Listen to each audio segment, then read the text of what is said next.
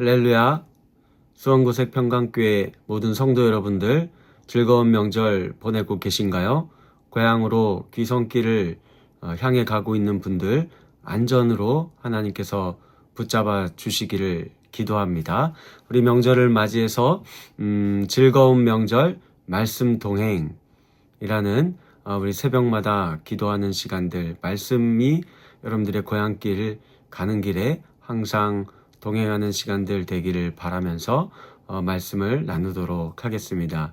오늘은 첫 번째 시간으로 지금 현재 저희가 여호수아서를 함께 살펴보고 있는데요. 믿음으로 완성하는 하나님 나라라는 제목으로 하나님 말씀 함께 살펴보겠습니다. 여호수아서 14장 9절에서 12절까지 말씀 보시겠고요. 그 다음에 또 여호수아서 19장 40절에서 50절까지 말씀 이렇게 두 군데에 있는 말씀을 가지고 함께 은혜를 나누어 보고자 합니다. 여호수아서는 땅 정복과 분배라는 두 가지의 내용이 성경에 기록되어 있습니다. 이제 14장부터 시작되는 내용은 땅 분배에 대한 말씀이 나오는 것을 볼 수 있는데, 땅 분배에 대해서는 세 가지의 핵심 포인트를 기억하시면 될 것 같습니다.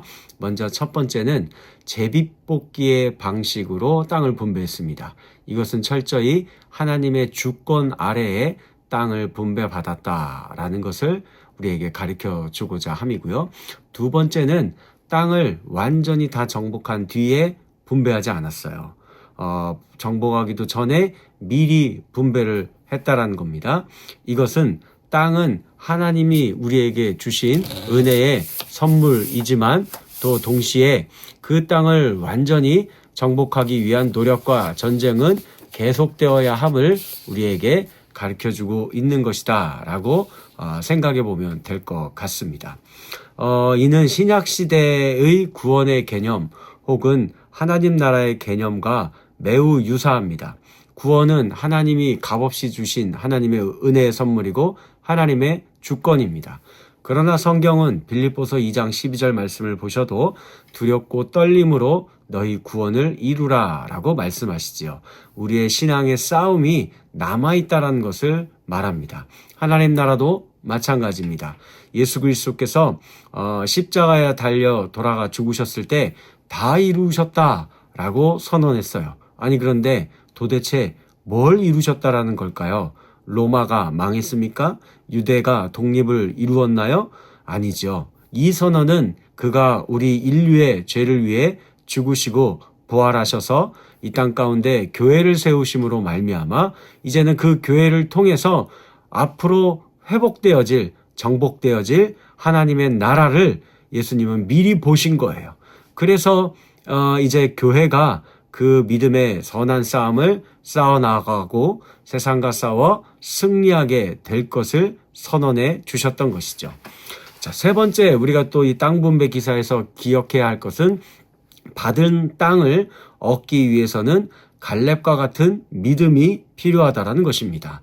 여호수아서 14장 10절 말씀을 한번 보시면 이제 보소서 여호와께서 이 말씀을 모세에게 이르신 때로부터 이스라엘이 광야에서 방황한 이 45년 동안을 여호와께서 말씀하신 대로 나를 생존하게 하셨나이다 라고 말하고 있습니다.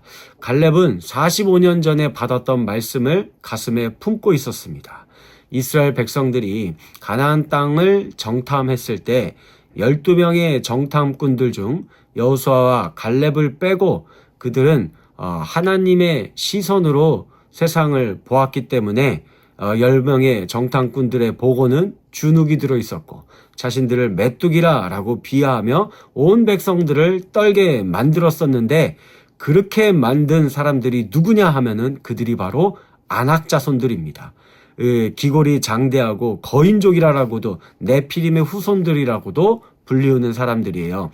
이제 후에 블레셋과의 전쟁에서 등장하는 골리앗 있지 않습니까? 그가 바로 이 아낙 자손이라고 학자들이 추정을 하고 있습니다. 어쨌든 그들의 큰 키와 체구를 보고 겁을 먹은 겁니다. 또한 해발 1000m가 넘는 이 높은 헤브론의 산지를 보고 그 요새를 보고 우리는 안 되겠다 하고 미리 포기를 해버린 거예요. 그러나 여호수아와 갈렙은 그러지 말라고 했었죠. 민수기 14장 9절 말씀 보시면 그 땅 백성을 두려워하지 말라.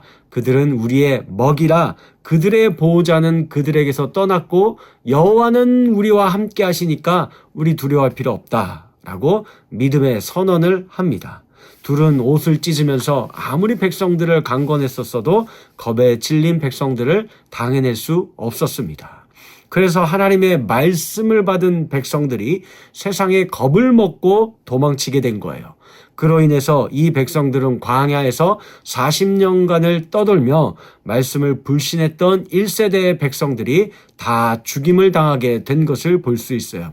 갈렙은 이 날을 잊지 않았습니다.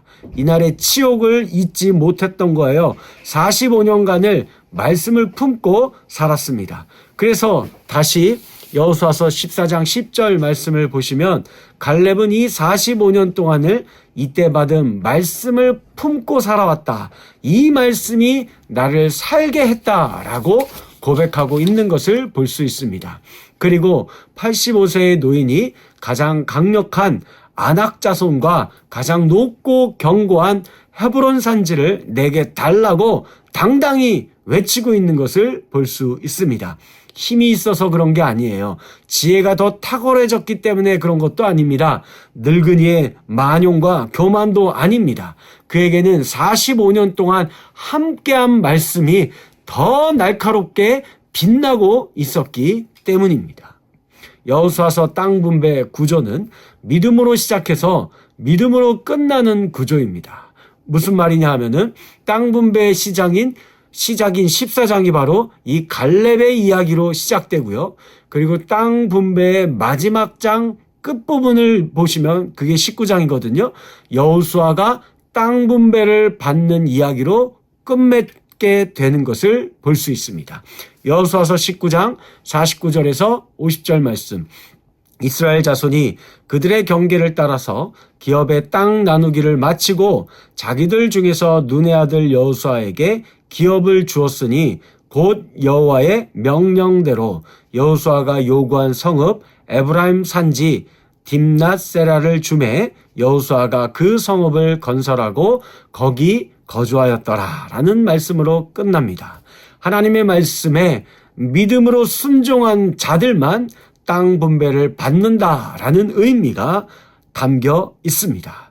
오늘 우리들도 마찬가지입니다. 하나님 나라를 유업으로 받는 자들이 누구입니까? 하나님의 말씀을 받았을 때 그 말씀을 믿음으로 순종하고 따라가는 자들에게 하나님의 나라가 값없이 선물로 유업으로 주어지며 또 그 하나님의 나라를 이미 받은 하나님의 나라를 완전히 완성하는 이 믿음의 선한 싸움을 싸우는 것을 바로 그 믿음의 백성들에게 하나님의 교회들에게 주어졌다라는 사실을 잊지 마시고 저와 여러분들도 이 믿음의 선한 싸움을 싸워 나아가며 하나님이 저와 여러분들과 여러분들의 가정과 여러분들의 자녀들과 우리 수원구색 평강교회에 주신 이 하나님 나라의 유업을 선한 싸움으로 믿음으로 승리로 쟁취해 나아갈 수 있는 저와 여러분들 되어지기를 주님의 이름으로 간절히 축원합니다.